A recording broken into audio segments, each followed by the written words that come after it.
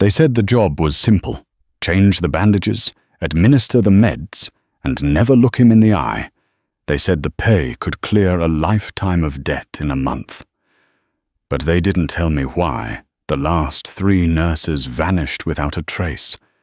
They didn't tell me that my patient wasn't just a man.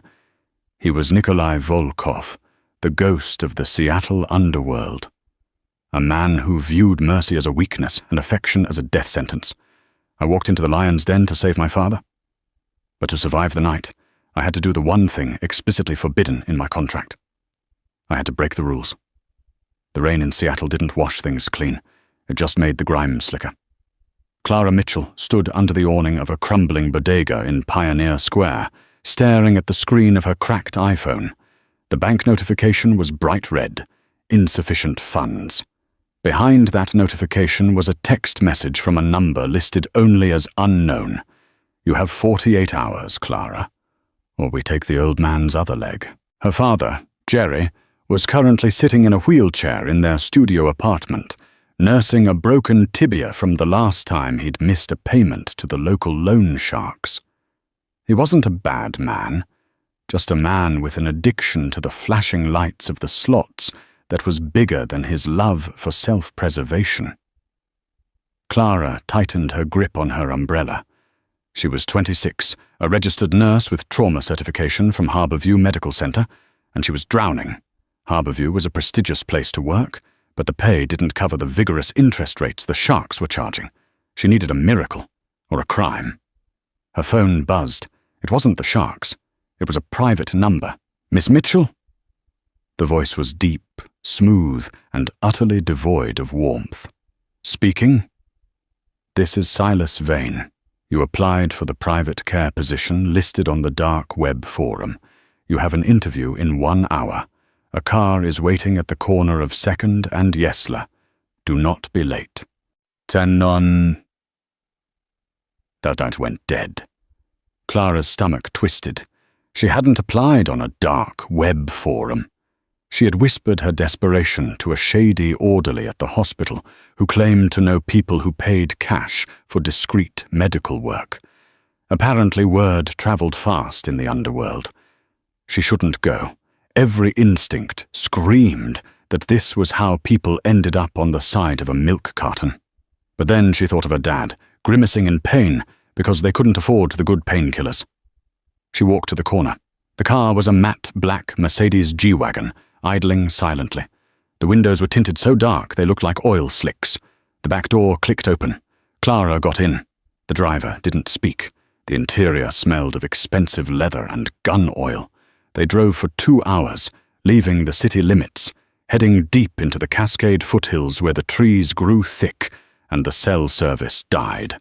They arrived at a gate that looked more like the entrance to a military black site than a home. 12-foot iron fences topped with razor wire. Cameras with red blinking eyes swiveled to track the car. The gate groaned open, revealing a sprawling, brutalist concrete mansion cantilevered over a rushing river. Inside, Clara was escorted into a study that was colder than the rain outside. Silas Vane stood by the fireplace.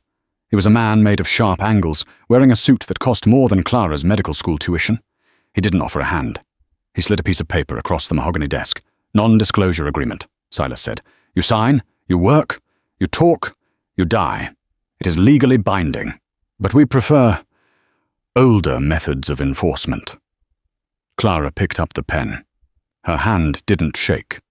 Who is the patient? Mr. Volkov, Silas said, watching her eyes for a reaction.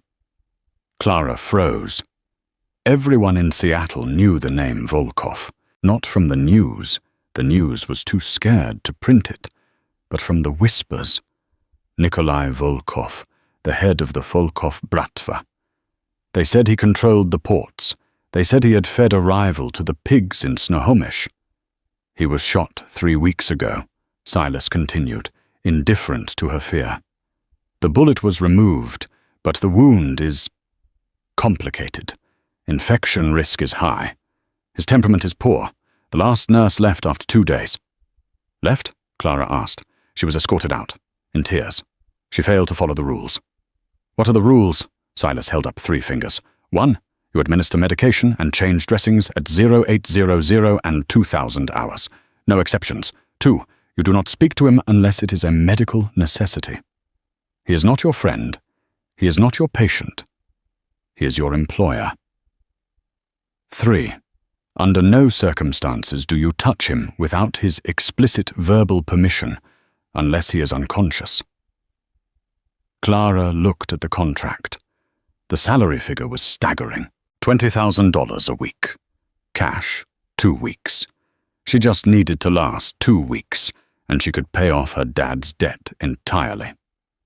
I can handle difficult patients, Clara said, signing her name. Silas smirked, a cruel twisting of lips. Mr. Volkov isn't difficult, Miss Mitchell. He's rabid. The west wing of the estate was sealed off by a heavy oak door that required a biometric scan. Silas swiped his thumb, and the lock disengaged with a heavy thud. You are on your own from here, Silas said. The kitchen is stocked. Your room is the first on the left. His suite is at the end of the hall. He missed his morning dose of antibiotics. Fix it. Silas turned and left, the heavy door locking behind him. Clara was trapped. The hallway was dim, lit only by recessed floor lights. The air smelled of antiseptic and something metallic. Blood. It was quiet, the kind of silence that felt heavy, like the air before a thunderstorm. Clara went to her room first to drop her bag. It was luxurious, but sterile, like a high-end hotel room. She changed into her scrubs, navy blue, practical. She clipped her hair back, checked her pockets for her pen light and stethoscope, and grabbed the medical tray Silas had left on the hall table. It contained a bag of vancomycin, a fresh IV kit, and wound dressing supplies. She walked to the end of the hall. The double doors to the master suite were ajar. Mr. Volkov, she called out softly. I'm Clara. I'm your new nurse. No answer. Just the sound of rain hammering against the floor-to-ceiling windows. She pushed the door open. The room was a wreck. A chair was overturned. A vase of flowers lay shattered on the floor, the water soaking into an expensive Persian rug. In the center of the room was a massive king-sized bed, the sheets tangled. But the bed was empty. Clara scanned the room. Mr. Volkov. Movement in the corner. Shadow separating from shadow. He was sitting in a high-backed leather armchair facing the window, hidden in the gloom. All she could see was the silhouette of broad shoulders and the glow of a cigarette. Medical necessity, a voice rasped. It sounded like gravel grinding together. Get out. Clara stepped forward, her nursing instincts overriding her fear. Smoking is strictly forbidden with the antibiotics you're supposed to be taking. It constricts blood vessels and inhibits healing. The chair spun around violently. Clara gasped. Nikolai Volkov was terrifying. He was shirtless, his torso wrapped in bloody bandages that looked days old. He was huge, easily 6'4", with muscles that coiled tight under pale, scarred skin. But it was his face that held her. High cheekbones, a jaw cut from granite, and eyes that were the color of glacial ice. Cold, blue, and burning with fever. Dark stubble covered his jaw, and sweat slicked his forehead. He looked like a fallen angel who had crawled out of hell and was pissed about it. I didn't ask for a lecture, Nikolai growled, standing up. He swayed slightly. He was septic. She could tell just by looking at him. I asked for solitude. You have a fever, Clara said, her voice steady, despite her heart hammering against her ribs. She set the tray down on a side table.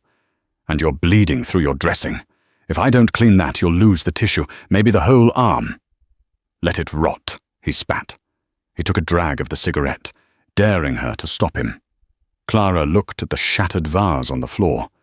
This man was in pain, and he was lashing out because it was the only control he had left. He was used to being the predator, and injury had made him feel like prey. I'm not going to let it rot, Clara said, moving closer. Sit down. Nikolai laughed, a dark, humorless sound.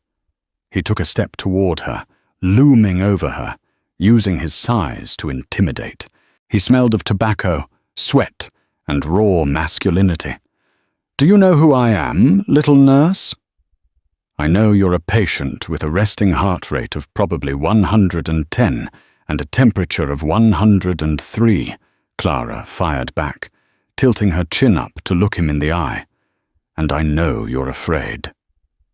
The room went deadly silent. Nikolai's eyes narrowed. "Afraid?" "Afraid of being weak," Clara clarified. "Now sit down, or I will sedate you, and I'm very good with a needle." For a second, she thought he was going to hit her. His hand twitched. The tension was a physical weight in the room. Then the adrenaline seemed to drain out of him. He stumbled, gripping the back of the chair. The fever was winning. "You have 5 minutes," he gritted out, sinking back into the leather chair. "If you hurt me, I break your fingers." "Deal," Clara whispered. She worked quickly. She knelt beside him, cutting away the soiled bandages. The wound was a jagged tear along his oblique and lower ribs, a graze from a high-caliber round that had taken a chunk of flesh. It was angry, red, and weeping pus. "This needs stitches redone," she murmured, focused on the task. "And a drain." "Just bandage it," he ordered through gritted teeth. Clara ignored him. She cleaned the wound with saline. He flinched, his muscles turning to rock under her hands. "Breathe," she instructed softly. Without thinking, she placed her free hand on his knee to steady him. Rule number 3, do not touch him. Nikolai's hand shot out, grabbing her wrist in a vice grip. His skin was burning hot. "I said," he whispered, his face inches from hers, "bandage it." Clara didn't pull away. She looked at his hand on her wrist, then up into his eyes. "I can't do my job if you're fighting me, Nikolai." Using his first name was a gamble. It was an intimacy he hadn't granted. His eyes widened slightly, surprised by her audacity. He stared at her, really looking at her for the first time. He saw the dark circles under her eyes, the fraying collar of her scrubs, the stubborn set of her jaw. She wasn't like the others. She wasn't shaking. Slowly, he released her wrist. "Do it properly," he muttered, looking away out the window. "But if you linger, you're fired." Clara exhaled a breath she didn't know she was holding. She prepped the needle. She stitched him up, her movements precise and gentle. She set up the IV line for the antibiotics. When she was done, she checked his temperature, 102.8. "I need to check on you in 4 hours, she said, gathering the bloody waste. "Don't come back until morning," he rasped, closing his eyes. "I'll come back when the protocol dictates," Clara said firmly. She walked to the door. "Nurse," he called out just as she reached the threshold. She turned. "Leave the whiskey."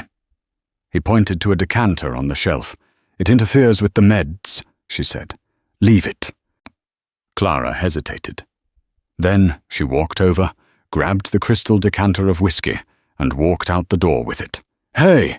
he roared, trying to rise. "Hydrate with water, Mr. Volkov," she shouted back, slamming the heavy oak door and locking it from the outside. She leaned against the corridor wall, her legs finally giving way to the trembling. She slid down to the floor, hugging the bottle of expensive whiskey to her chest. She had survived the first hour, and she had just stolen liquor from a mafia don. Inside the room, Nikolai Volkov stared at the closed door. The pain in his side was a dull throb now, better than the sharp agony of before. He looked at his bandaged side.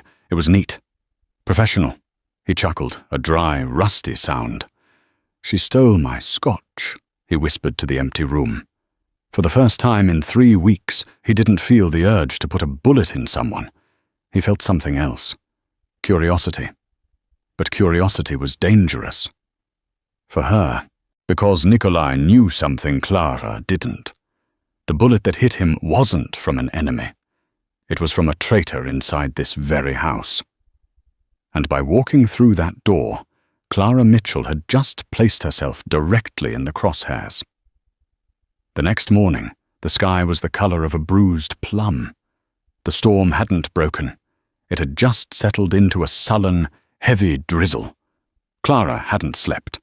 She had spent the night in the guest room, staring at the ceiling, listening to the hum of the high-tech security system and the pounding of her own heart.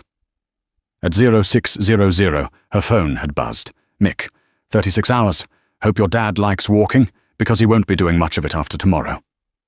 She had deleted the message, washed her face with cold water, and put her armor back on. The navy scrubs, the tight ponytail, the professional mask. At 0755, she stood outside the oak doors. "Enter!" Nikolai's voice came through the intercom. It was stronger than yesterday, but still edged with pain. Clara swiped her keycard. The room was cleaner than she had left it. Someone, likely the silent staff that moved through the house like ghosts, had cleaned the rug and removed the shattered vase. Nikolai was in the bed, propped up against a mountain of pillows. He was wearing a black t-shirt that clung to his chest, his bandaged arm resting on a pillow. He was working. A laptop was open on his knees, and he was typing with his good hand, his eyes scanning a stream of data that looked like shipping manifests. "You're late," he said without looking up. "It's 0800 exactly," Clara countered, setting the tray down. "Breakfast, oatmeal, fruit, black coffee, and your meds." Nikolai closed the laptop. He looked at the oatmeal with profound disdain. "I don't eat slop." "You need soft foods. Your body is fighting an infection. Digestion takes energy you don't have." Clara picked up the bowl. "Eat." "No." "Mr. Volkov." "Nikolai," he corrected, his eyes finally locking onto hers. They were clearer today, the fever having broken slightly, which only made his gaze more piercing. "If you are going to nag me like a wife, use my name." Clara felt a flush rise up her neck, but she ignored it. "Nikolai, eat the damn oatmeal." He smirked.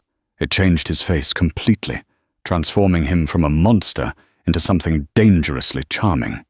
"You are very brave for someone so small. Silas tells me you have debts." Clara froze. The spoon hovered halfway to the bowl. "Silas ran a background check," Nikolai said casually, reopening his laptop. "Clara Mitchell, graduated top of her class, fired from St. Mary's for insubordination. You argued with a senior surgeon who made a mistake.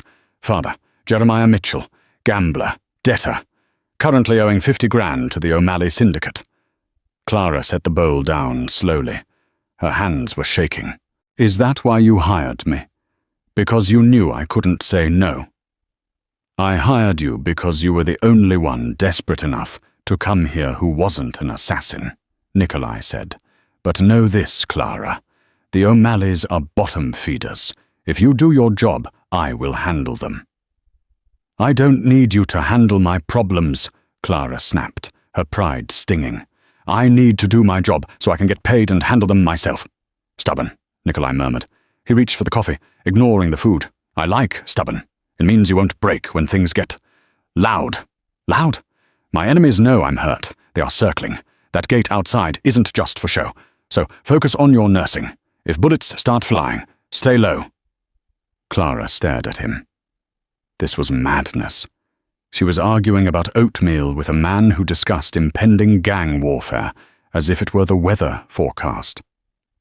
"If you want to survive a gunfight," Clara said, pushing the bowl back toward him, "you need your strength.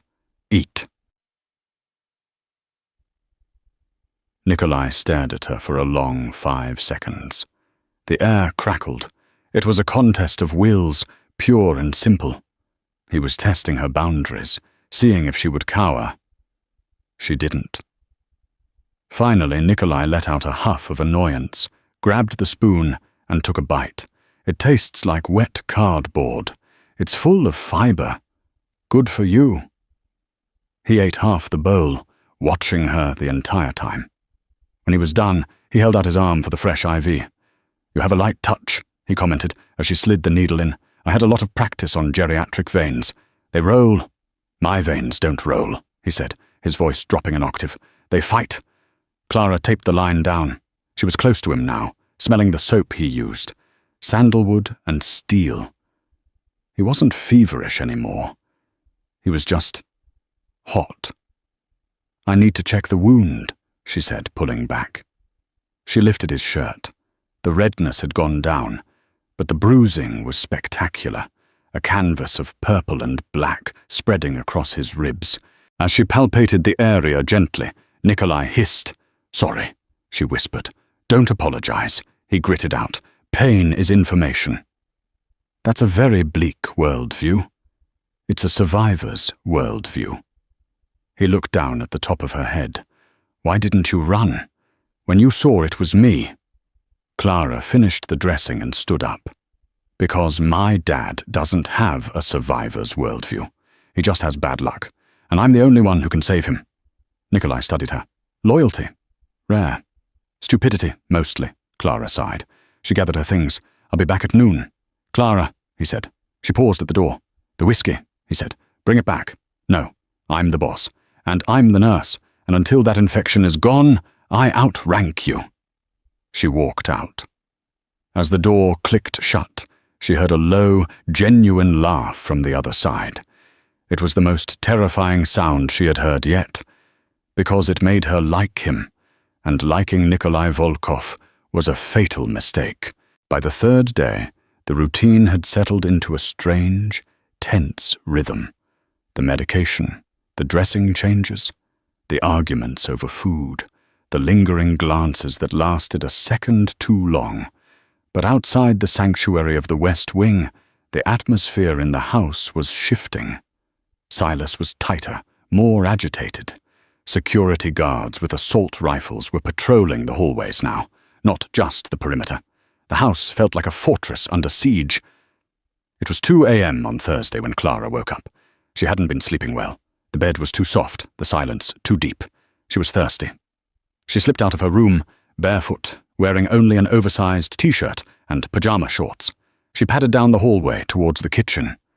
As she passed the library, a room Silas used as a command center, she heard voices. "It has to be tonight." Clara froze. The voice wasn't Silas. It was higher, readier. She pressed herself against the wall, holding her breath. "The boss is weak," the voice continued. "The nurse is distracting him. The sensors in the East Garden are looped. You have a 10-minute window." Clara's blood turned to ice. "Traitor." "And the girl?" a second voice asked. "Kill her too. No witnesses. The O'Malleys want the message sent loud and clear." Clara clapped a hand over her mouth to stifle a gasp. The O'Malleys, the same people holding her father's debt, were orchestrating a hit on Nikolai, and she was collateral damage. She heard footsteps approaching the door. Panic surged. If she ran back to her room, they might see her. She bolted the other way, towards the West Wing. She didn't have her keycard. She had left it on her nightstand. She reached the heavy oak door, locked. "Damn it," she whispered, tears stinging her eyes. She looked back. The library door handle was turning. She did the only thing she could think of. She hammered her fist on the wood. "Nikolai! Nikolai!" Behind her, the library door opened. A man stepped out. Arthur, the head of the night security detail. He saw her. His hand went to the gun on his hip. "Miss Mitchell," Arthur said, his voice smooth and deadly. "You should be in bed." I heard a noise," Clara stammered, backing up against the door. "I need to check on the patient."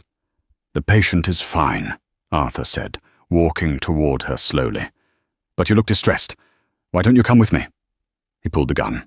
A silencer was attached. Clara squeezed her eyes shut. "I'm sorry, Dad." Click, beep. The door behind her hissed open. A hand shot out, large, scarred, and incredibly fast. It grabbed Clara by the back of her shirt and yanked her backward into the darkness of the bedroom.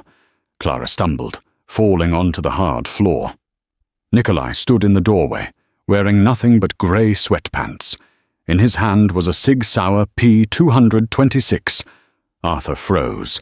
"Boss, I was just—" Thwip, thwip. 2 shots, sent a mass. Arthur dropped to the floor without a sound, his eyes wide with shock. Nikolai hit a button on the wall, and the heavy door slammed shut and locked with a series of metallic clanks that sounded like a vault ceiling. He turned to Clara. He wasn't the charming rogue from the morning. He was the devil, His eyes were black, his breathing heavy. The exertion had torn his stitches. Fresh blood was blooming on the white bandage around his ribs. "Up!" he ordered. Clara scrambled to her feet, shaking so hard her teeth rattled. He was going to— "He was the leak," Nikolai said calmly, engaging the safety on his gun. "I suspected him. I just needed him to make a move." He looked at her, his gaze sweeping over her trembling form, her bare legs, the terror in her eyes. He stepped closer. "Are you hurt?" "No," she squeaked. "Good." He winced, grabbing his side. He swayed. "Nikolai!"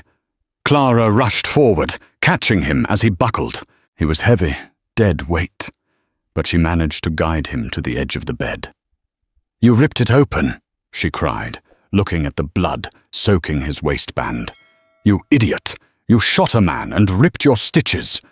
"He was going to kill you," Nikolai gritted out, leaning his head back against the headboard. "I don't like people touching my things." Clara paused, her hands hovering over the bandages. "Your things?" "My nurse," he corrected, but the correction lacked conviction. He looked at her then, really looked at her. The adrenaline was fading, leaving a raw, electric tension in the room. They were alone. A dead body was in the hallway. The storm was raging outside. "Clara," he whispered. "I need to get the suture kit," she said, her voice trembling. "Wait." He reached out, his hand cupping her cheek. His thumb brushed over her bottom lip. His skin was rough, calloused, but his touch was shockingly gentle. Rule number 3, do not touch him. But he was touching her. "You heard them," he said softly. "You heard them talking about the O'Malleys." "Yes," she whispered. They said the sensors are looped. They said they're coming tonight." Nikolai's eyes hardened. He pulled his hand away, the moment of intimacy shattered by the reality of war. "Then we don't have time for stitches," he said, standing up, ignoring the pain. He moved to a hidden panel in the wall, punching in a code. It slid open to reveal a rack of weapons and monitors.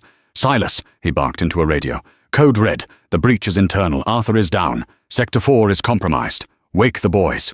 He turned back to Clara. He grabbed a Kevlar vest from the rack and threw it at her. "Put this on." "What about you?" "I don't need a vest," he said, racking the slide of a shotgun. "I have rage." "Nikolai, you can't fight," Clara shouted, grabbing his arm. "You're bleeding out." He looked down at her hand on his arm. He didn't pull away. He covered her hand with his own. "Clara," he said, his voice low and intense. "Tonight, I am not a patient. Tonight, I am the reason they are afraid of the dark.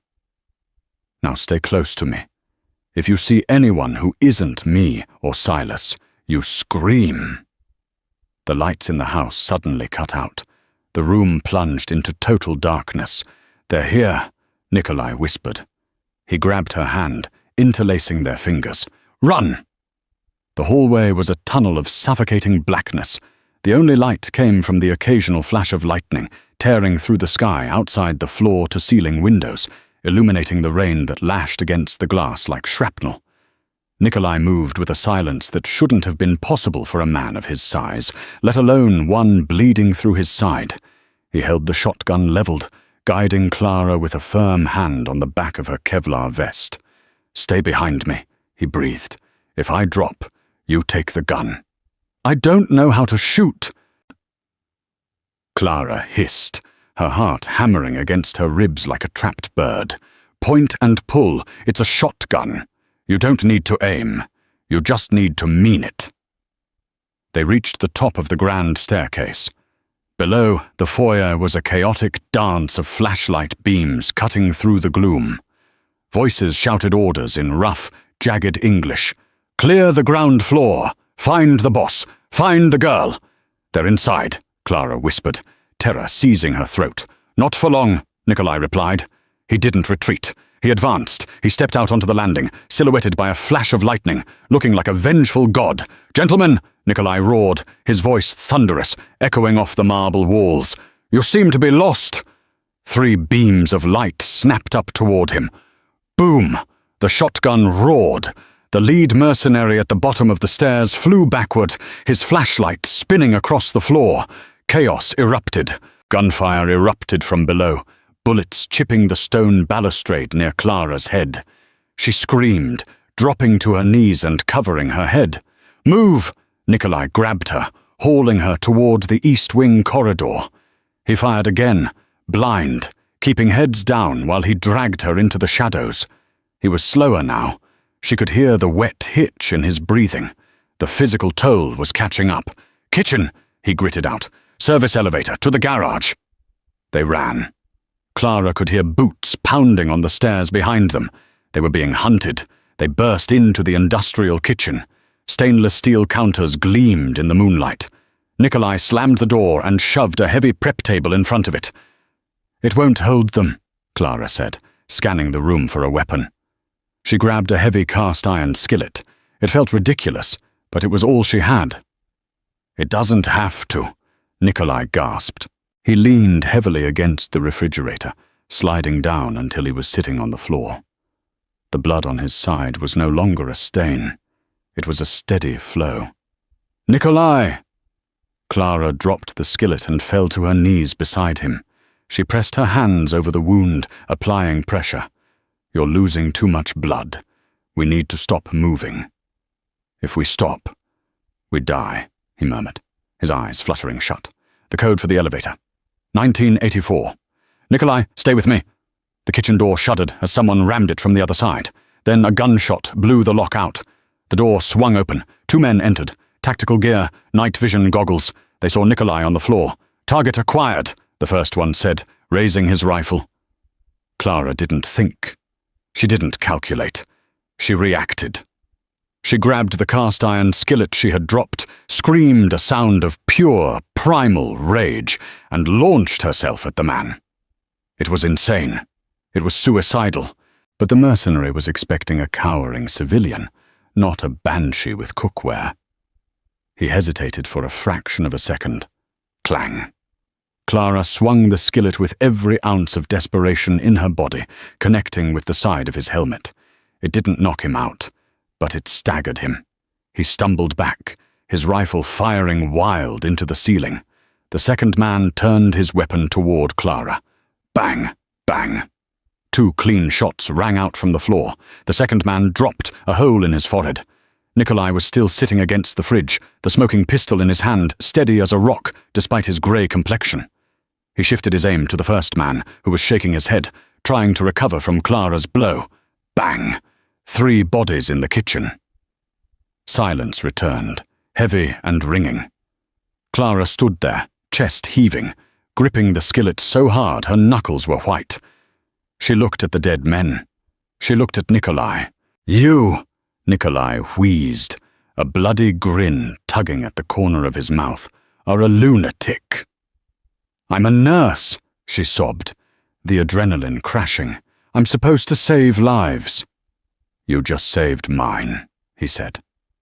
Suddenly the lights flickered and buzzed back on. The kitchen was flooded with harsh fluorescent light. The service elevator dinged. Clara spun around, raising the skillet again. The doors opened, revealing Silas and 4 men who looked like they were carved from granite. They were heavily armed. "Boss," Silas rushed forward, his face pale. "We cleared the perimeter. The rest of them scattered when the lights came back on." Silas looked at the carnage in the kitchen. He looked at the dead mercenary with the dented helmet, then at Clara, holding the frying pan. "Did you—" Silas started. "Don't ask," Nikolai groaned, trying to stand and failing. His gun clattered to the floor. His eyes rolled back in his head. "Nikolai!" Clara dropped the pan and caught him before he hit the tiles. "Get him to the infirmary, now. He's in hypovolemic shock." The infirmary in the basement was better equipped than most rural hospitals. It had a sterile field, a ventilator, and a fully stocked pharmacy. For the next hour, Clara wasn't a hostage, and she wasn't a debtor's daughter. She was the charge nurse. "Silas, cut his shirt. You get me 2 units of O-negative from the fridge. Move!" The men, terrifying killers who could snap necks with one hand, scrambled to obey her commands. Clara worked with terrifying precision. She intubated Nikolai to help him breathe. She set up a rapid infuser for the blood. She cleaned the wound, which was a mess of torn muscle and infection. "He needs surgery," she announced, her gloves slick with blood. "The bullet from weeks ago fragmented. There's a piece pressing on an artery. Every time he moves, it cuts him." "Can you do it?" Silas asked from the other side of the operating table. "I'm a trauma nurse, not a surgeon," Clara said, her voice shaking slightly. "But if we wait for a surgeon to get out here, he'll be dead." "Then do it," Silas said. "We trust you." Clara took a deep breath. She picked up the scalpel. For 40 minutes, the only sound in the room was the rhythmic beeping of the cardiac monitor and the snip of scissors. Clara dug into the flesh of the most dangerous man in Seattle. She found the fragment, a jagged shard of lead the size of a fingernail, and pulled it out. "Got it," she exhaled, dropping it into a metal tray with a clink. She stitched the artery. She closed the muscle. She stapled the skin. "BP is stabilizing," she noted, watching the monitor. "He's going to make it."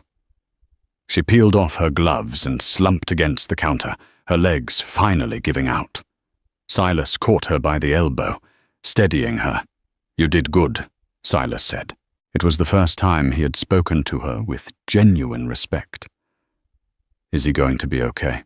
she asked, looking at Nikolai's pale, unconscious form. "He's a Volkov. He's too stubborn to die," Silas said. He pulled a chair over. "Sit. Drink water." Clara sat, sipping the water, watching the rise and fall of Nikolai's chest. The adrenaline was gone, leaving only a hollow ache. "Silas," she said quietly.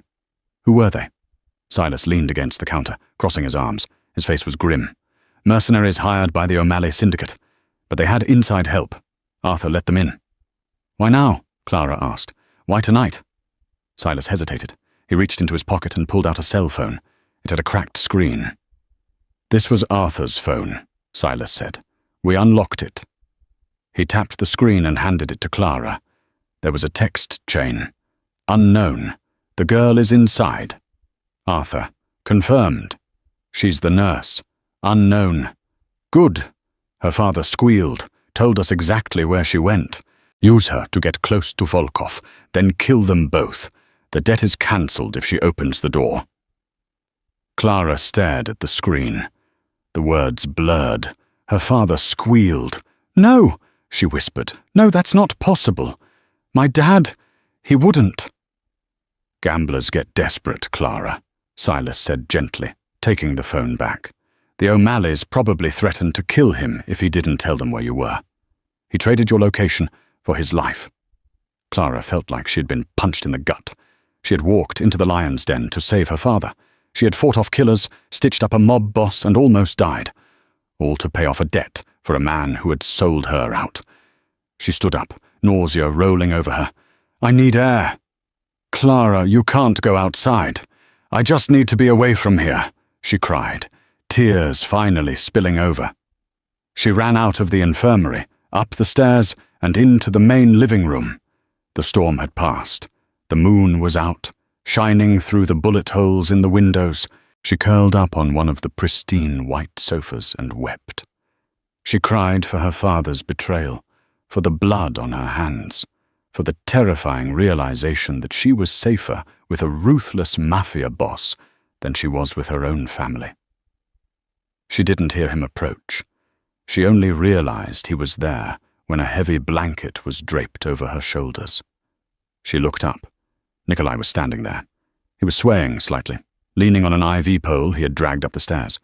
He was pale as a sheet, wearing fresh sweatpants and no shirt, the fresh bandages stark white against his skin. "You should be in bed," Clara hiccuped, wiping her eyes. "So should you," he rasped. He sat down next to her on the sofa. He didn't say anything for a long time. He just sat there, his presence a solid, warm anchor. "Silas told me," Nikolai said eventually. "I'm sorry," Clara whispered. "It's my fault. They came because of me." "They came because they want my territory," Nikolai corrected firmly. "Your father was just a tool they used. Do not take credit for the malice of evil men." He sold me out, Nikolai. My own dad. Nikolai turned his head to look at her. His blue eyes were dark, unfathomable. Family is a bloodline, Clara. Loyalty is a choice. Your father made his choice. He reached out, taking her hand. His grip was weak, but possessive. You saved my life twice tonight, he said. According to the laws of my people, I now owe you a life debt. I don't want a debt, Clara said. I just want to go home, but I don't have a home anymore. No, Nikolai said. You don't. He squeezed her hand. The O'Malleys know who you are now. If you leave this house, you're dead. If you go back to your father, you're dead. Clara looked at him, fear returning. So I'm a prisoner? No, Nikolai said. He lifted her hand, bringing it to his lips. He kissed her knuckles, his eyes never leaving hers. You are under my protection, and tomorrow we are going to pay a visit to Mr. O'Malley. And your father. You can't walk, Clara argued weakly, though her heart was racing at the sensation of his lips on her skin. I don't need to walk, Nikolai said, a cold, ruthless smile spreading across his face. I have an army, and I have a very angry nurse. 48 hours later, the painkillers were wearing off, and Nikolai Volkov was in a foul mood. He stood before the full-length mirror in his dressing room. The custom-tailored Italian suit hid the bulk of the bandages around his ribs, but it couldn't hide the stiffness in his movement or the dangerous pallor of his skin. Clara stood behind him, her arms crossed, wearing a black dress Silas had procured for her.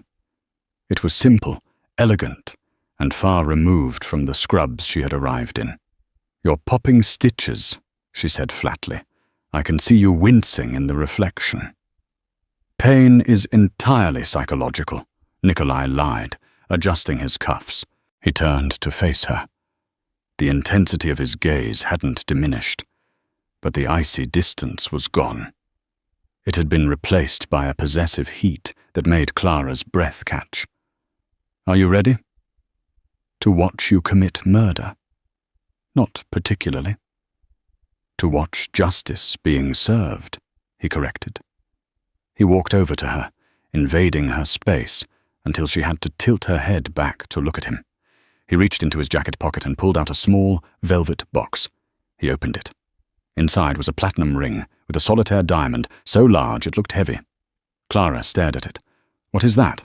A lie, Nikolai said. He pulled it from the box and took her left hand. O'Malley respects only two things, violence and ownership. If you walk in there as my nurse, he sees a weakness. If you walk in there as my fiancé, he sees an alliance. He slid the ring onto her finger. It fit perfectly. It felt cold and heavy, a shackle and a shield all at once. It's just for show, she whispered, her heart pounding against her ribs. Nikolai didn't answer. He just ran his thumb over the diamond, then offered her his arm. Shall we, my dear? The motorcade consisted of 4 black SUVs. They didn't head toward the glittering city center. They headed down to the industrial docks, where the air smelled of diesel fumes, rotting wood, and secrets. They pulled up to a corrugated metal warehouse, surrounded by rusted shipping containers. Silas and 6 of his men got out first, securing the perimeter with assault rifles held loosely at their sides. Silas opened the door for Nikolai and Clara. They're inside, Silas confirmed. O'Malley brought 4 guys. Your father is unarmed. Nikolai nodded. He took Clara's hand, her ring hand, and led her towards the warehouse entrance. Inside, the space was cavernous and dimly lit by flickering sodium lights. In the center of the concrete floor stood Declan O'Malley, a squat man in a cheap suit with a face like crumpled dough. Behind him, cowering near a stack of wooden pallets, sat Jerry Mitchell on a folding chair. He looked smaller than Clara remembered, pathetic and trembling. When they entered, O'Malley puffed out his chest. Volkov, heard you were dead. Was about to pop a bottle to celebrate. Premature ejaculation seems to be a recurring problem for you, Declan, Nikolai said smoothly, his voice echoing in the vast space. He didn't stop walking until he was 10 feet away. He kept Clara tucked tightly to his side. O'Malley's eyes darted to Clara, then to the massive rock on her finger. His smirk faltered. "What's with the broad? I thought you were here to pay her old man's debt." "The debt is cancelled," Nikolai said. "That's not how business works, Volkov. It is when the creditor tries to assassinate me in my own home." Nikolai's voice dropped to that terrifying, gravelly whisper. "You broke the peace, Declan. You hired amateurs, and you used a rat to do it." Nikolai gestured with his free hand.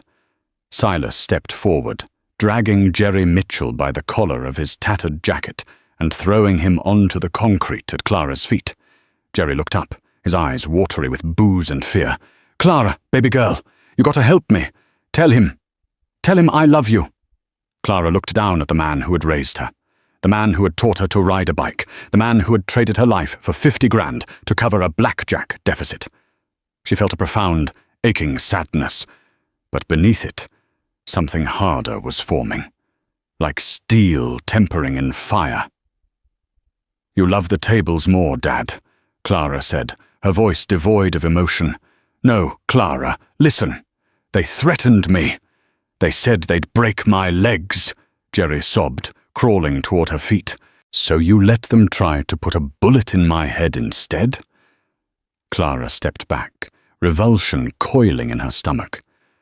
"I went into that house to save you. I almost died for you, and you sold me out." She looked up at Nikolai. "I'm done with him." Nikolai nodded slowly. He looked at O'Malley. "You wanted $50,000 for the Mitchell debt. Here is my counteroffer." Nikolai raised his right hand. He held a gold-plated lighter. He flicked it open. Silas and his men raised their rifles simultaneously. The metallic clack, clack, clack of safeties, disengaging, filled the warehouse. O'Malley's men reached for their waistbands, but they were too slow. They were outgunned 3-1. "Wait, Volkov, wait. We can talk business," O'Malley stammered, putting his hands up. "We just did," Nikolai said. He dropped the lit lighter onto a trail of liquid on the floor that Clara hadn't noticed before. Accelerant. A wall of fire whooshed up between Nikolai's crew and O'Malley's. "Let's go," Nikolai said, turning his back on the flames and the shouting men. They walked out of the warehouse as the fire alarm began to shriek. Silas and the men stayed behind to ensure the negotiation concluded permanently. Outside, the sea air felt cleaner, even mixed with the smoke. Nikolai leaned heavily against the SUV, his face grey with pain. The adrenaline was gone. "You okay?" Clara asked, instinctively reaching for his wrist to check his pulse. He caught her hand. "I'm fine. The debt is gone, Clara. You are free." Clara looked back at the burning warehouse, then down at the ring on her finger. She thought about her tiny apartment, the overdue bills, the constant fear. Then she looked at Nikolai Volkov, the monster of Seattle, the man who had shielded her body with his own when the bullets started flying. "No," Clara whispered, stepping closer to him, threading her fingers through his. "I'm not free, and this ring isn't a lie." Nikolai stared at her, his blue eyes searching hers for any sign of hesitation. He found none. "You break all the rules, little nurse," he murmured. "Only the ones that don't matter." He pulled her in, his arm going around her waist, ignoring the protest of his own torn flesh.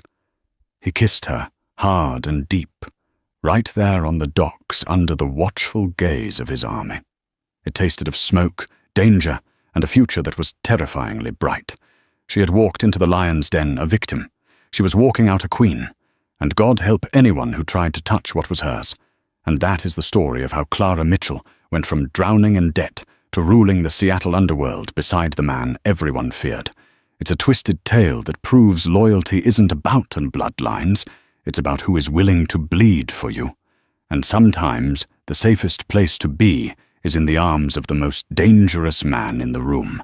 If you enjoyed this dark, twisty mafia romance, please smash that like button. It really helps the channel grow. Leave a comment down below. Do you think Clara made the right choice in the end? And don't forget to subscribe and ring the notification bell so you never miss another story. Thanks for watching.